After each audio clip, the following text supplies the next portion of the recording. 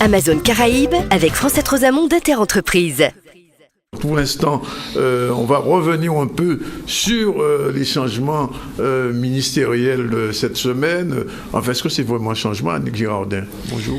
Bonjour à tous. Donc Annick Girardin arrive au ministère des Outre-mer. Voilà, elle arrive après avoir été, laissez-moi finir ma phrase, après avoir été au ministère secrétaire d'État à la francophonie, et puis dans Valse 1, et puis chargée de la fonction publique dans Valse 2.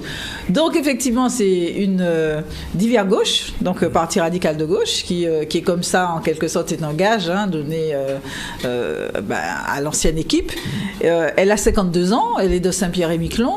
Elle a été députée entre 2007 et 2014, la date où elle est rentrée au ministère, et elle rebrigue son poste de députée à Saint-Pierre-et-Miquelon. Et donc, si elle n'est pas élue, réélue députée, elle doit démissionner du ministère. Donc c'est pour ça que je suis très prudente et light dans ma présentation. Je ne parle pas de dossier parce que ce n'est qu'après l'élection qu'elle sera confirmée ou pas. Donc, Madame Girardin, bienvenue. Nous avons vu que notre député sortant, Lurel, et puis un peu tout le monde a salué son arrivée en disant que c'est une bosseuse, etc. Mais bon, il y a le sas. Elle a laissé une loi quand même. Oui, il y a le sas de l'élection qui doit confirmer. Mais c'est valable pour notre amie guadeloupéenne aussi. Elle y a non, Laura Flessel n'est pas élue, en fait, et puis elle ne se présente pas à la députation. Donc elle a été nommée, ce qui est une très bonne chose, on est tous très fiers, donc ministre des Sports. Mais donc, si ce gouvernement-là est confirmé, elle devrait être confirmée dans son poste. Je pense que c'est l'une des... Ce qui est intéressant à voir, c'est l'unanimité qu'il y a autour de cette nomination.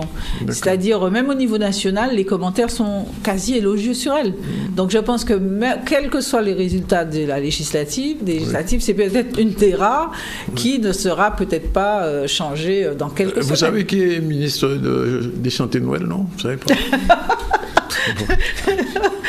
En tout cas, il y a un postulant, vu que M. Macron a montré comment il savait prendre la balle au bon et chanter Noël aussi. Mais enfin, je ne sais pas s'il aura le temps de revenir au regard de son agenda. On en parlera dans d'autres émissions de ce ministre des Chantiers de Noël. Bien, alors, donc, normalement, le numéro de mai-juin d'Interentreprise est sorti. Voilà, il est sorti, mais effectivement, j'ai oublié de passer le chercher à l'imprimerie juste avant de venir. Demain, on va le présenter. Demain, on va le présenter, ne vous inquiétez pas. Voilà, on voit la couverture déjà. La couverture. Heureusement que le numérique existe. Oui, heureusement que le numérique existe. Et donc, nous avons fait notre couverture sur la banque en ligne. C'est un gros sujet pour tous les réseaux bancaires. C'est-à-dire que les réseaux bancaires sont complètement conscients que le digital, c'est-à-dire le numérique, bouleverse et du coup, les habitudes des clients, bouleverse leur organisation. C'est-à-dire qu'aujourd'hui, il y a trop d'agences. Il y a trop d'agences. Il y a trop d'agences. Il y a trop de gens dans les agences. Et ils veulent que, de plus en plus, à ce que les gens utilisent plus le numérique. Donc, il y a de très gros plans d'investissement qui sont faits dans l'ensemble des réseaux. Alors, il y en a qui sont très ouverts et puis très, très tranquilles pour en parler. Mais c'est des sujets quand même, comme m'a dit, un peu touchy. Et touchy pourquoi? Parce que ils font des investissements en informatique, c'est-à-dire des systèmes qui vont permettre à tous leurs collaborateurs, quel que soit leur lieu d'implantation, d'être sur le même réseau. Donc ça, c'est des informatiques très conséquentes et puis qui doivent aller vite, qui doivent pouvoir capter de l'information partout. Ils investissent aussi sur l'intelligence artificielle. C'est que de plus en plus, ils voudront que les premiers effets, les premières demandes soient traitées par des robots. C'est-à-dire que vous appelez ou vous envoyez un mail à votre chargé de compte habituel que vous adorez. Vous lui dites « Je voudrais un rendez-vous pour pouvoir me faire un prêt à la consommation pour acheter ma voiture. » Eh bien, le robot, sans que vous ayez déjà accès à votre conseiller, le robot vous dira « Écoutez, madame Rosamond, on vous a compris, on a compris votre besoin. Nous pouvons déjà vous faire une petite simulation au regard de vos revenus, de ce que vous avez, parce qu'en plus, ils peuvent avoir des agrégateurs qui rassemblent tout ce que vous avez partout dans les banques. Et nous pouvons déjà vous faire une première offre comme ça. Et si vous le souhaitez, vous pouvez continuer avec moi, petit robot, ou bien vous pouvez rencontrer votre conseiller. C'est prévu pour la Guadeloupe, la Martinique, la Guyane. Mais bien sûr. Mais bien sûr. Dans combien de mois Isala. Oui. C'est déjà comme ça. Il y a c'est vraiment... enfin, quand je dis Isala, c'est peut-être dans les 6 mois, quoi. Dans les 6 mois, quand même. C'est-à-dire qu'il y a le temps de les installer. Il y a un gros travail qui est fait, et notamment sur les robots, également sur les robots. C'est-à-dire qu'aujourd'hui, il y a des recherches qui sont faites pour pouvoir permettre que des robots... c'est l'intelligence artificielle qui est exactement, utilisée, qui est liée aux technologies. Et cette avancée est inéluctable. Il faut savoir, par exemple, qu'un groupe comme le BPCE, donc le grand groupe qui a la BRED, la Caisse d'épargne, etc., Natexis, etc., ils mettent 750 millions d'euros d'ici 2020, donc c'est d'ici 3-4 ans, pour pouvoir faire migrer de 20 à 50% de toutes leurs transactions qui se passent sur Internet. Donc, c'est un mouvement massif. Et deuxièmement, pour permettre qu'ils restent les premiers en termes de part de marché. Donc, c'est vraiment un gros sujet. Et là, nous avons déjà regardé pour 4 réseaux bancaires, donc la BRED, la Caisse d'épargne, la Caisse d'épargne, le Crédit Mutuel. C'est devenu avec... ils se sont...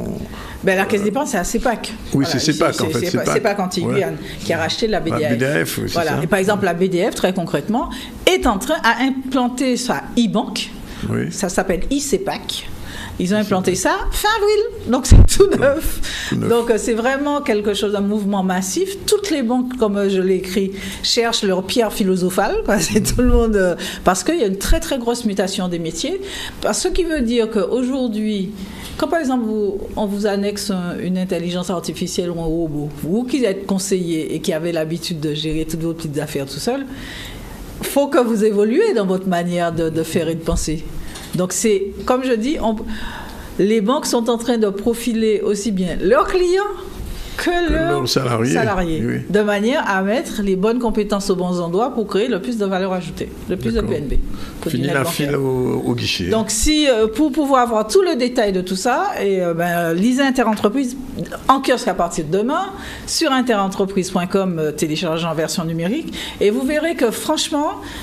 ce sera une nouvelle manière de voir la banque et de commercer avec elle. Aujourd'hui, les banques se rendent tout à fait compte qu'elles n'ont plus la possibilité de gagner de l'argent sur les taux de crédit, parce qu'ils sont très bas. Donc, du coup, elles sont en train de créer des services, elles veulent sortir aussi de ces commissions négatives, c'est-à-dire quand vous avez un découvert, quand vous rejetez un chèque, etc. Parce que quelque part, on les accuse de compliquer encore plus la vie de leurs clients quand les commissions sont trop élevées. Donc elles veulent un peu sortir de ça. Et puis c'est aussi la preuve que leur compte client est dégradé, donc c'est pas très bon pour leur notation. Donc voilà, il y a un mouvement assez fort pour pouvoir montrer que nous allons consommer la banque différemment et nos banques s'y préparent. D'accord. Voilà. Alors, deux petits mots sur la formation sanitaire et sociale. Voilà, alors ça c'est un gros changement parce qu'il y a beaucoup d'entreprises chez nous, de centres de formation qui proposent des formations pour passer les diplômes en formation sanitaire et sociale. Donc désormais à partir je crois que c'est le mois dernier, c'est les conseils régionaux qui deviennent les portes d'entrée pour pouvoir déposer les demandes d'agrément. Alors une fois que la demande est déposée, le service du conseil régional se rapproche de la préfecture pour voir si c'est bien dans le schéma qu'ils ont défini tous ensemble pour les formations. Ensuite, donc, il y a un travail qui est fait pour pouvoir bien vérifier des capacités pédagogiques des centres de formation, etc. Et à partir de là, ce n'est qu'à partir de là que le diplôme sera délivré en préfecture et remonté au conseil régional qui va le donner à la société en question. Donc, un circuit qui a un peu changé. Le guichet unique d'entrée, c'est le conseil régional. Et après, ils font leur sauce interne pour pouvoir obtenir cet agrément. Deuxième chose que je remets un peu en mémoire, les fonds de rénovation d'intervention pour la rénovation des centres-bourgs, les fonds FISAC, ils ont été modifiés dans leur fonctionnement, mais surtout, il y a un appel à projet qui a été lancé pour inciter les villes à rénover leurs centres-bourgs. Alors, comme on sait qu'il y en a certains de par chez nous qui ont besoin de petits lifting, donc cet appel à projet est valable jusqu'au 29 janvier 2018. Absolument. Mais aussi France, c'est quelque chose, c'est premier rivé, c'est toujours pareil. pareil, c'est pour ça que j'en parle, parce que je me dis, souvent, on dit il n'y a pas d'argent, etc. C'est vrai qu'il faut monter le dossier, qu'il faut apporter une part communale, etc. Mais là, il y a un fonds qui peut permettre de créer des choses à peu près, de revaloriser certains centres-bourgs. Et comme tout le monde est toujours en train de dire qu'ils sont en train de se mourir, qu'il n'y a plus de commerce, etc., ça vaut le coup de regarder par là, et notamment nos collectivités communales, pour voir comment elles améliorent leur centre-bourg. Voilà, c'est fini. Merci pour l'Amazone Caraïbe. On rappelle que le journal est sorti. Oui, le journal est sorti. Il sera demain, on le présentera physiquement. On l'a vu numériquement, on le présentera physiquement. Amazone Caraïbe avec Francette Rosamond d'Interentreprise.